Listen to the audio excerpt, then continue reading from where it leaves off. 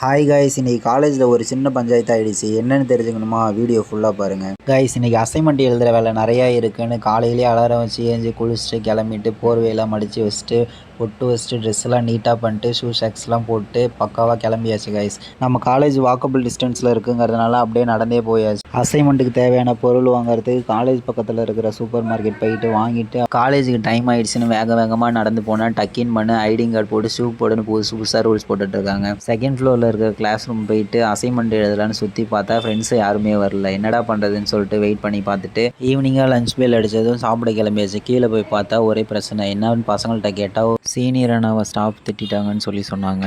சரி, நமக்கு எதுக்கடா ஒம்புன்னு நம்ம சாப்பிட கிளம்பிட்டோம். அடிக்கிற வெயிலை பாருங்கள், வெளியே தலை காட்ட முடியல. நம்ம காலேஜ் பக்கத்தில் இருக்கிற அக்கா கடைக்கு போயிட்டு ஒரு தயிர் சாதமும் சாம்பாரும் வாங்கி சாப்பிட்டு திரும்ப வந்து பார்த்தா திரும்பியும் அங்கேயே தான் உட்காந்துருக்காங்க. ஸ்டாஃப் எப்படி பேட் வேர்ட்ஸில் பசங்களை திட்டலாம் அப்படின்னு சொல்லிட்டு வழி விடுவானான்னு சொல்லிட்டு அங்கேயே உட்காந்துருக்காங்க. டீன்லாம் எவ்வளோ சொல்லியுமே அவங்களாம் வழி விடுற மாதிரி தெரியல. ஏதோ முடியும்னு சொல்லிட்டு நாங்களும் ரொம்ப நேரமாக வெயிட் பண்ணி பார்த்துட்டு அடிக்கிற வெயிலில் வேறு கசகசன்னு இருந்தது. எப்படா கிளாஸ் போவோன்னு யோசித்தோம். ஒரு வழியாக எப்படியோ பேசி விட்டுட்டாங்க உள்ளார. கிளாஸ் போயிட்டு டைம் பார்த்தா 1:50. கடந்த 12 மணிலேருந்து இவ்வளோ பெரிய போராட்டம் பண்ணுறாங்க. ஸ்டூடெண்ட் மேலே தப்பா ஸ்டாஃப் மேலே தப்பான்னு கமெண்ட் பண்ணுங்கள். இன்றைக்கான வீடியோ பிடிச்சிருந்தா சப்ஸ்கிரைப் பண்ணுங்கள். டீ குடித்தபடி விடை பெறுகிறேன்.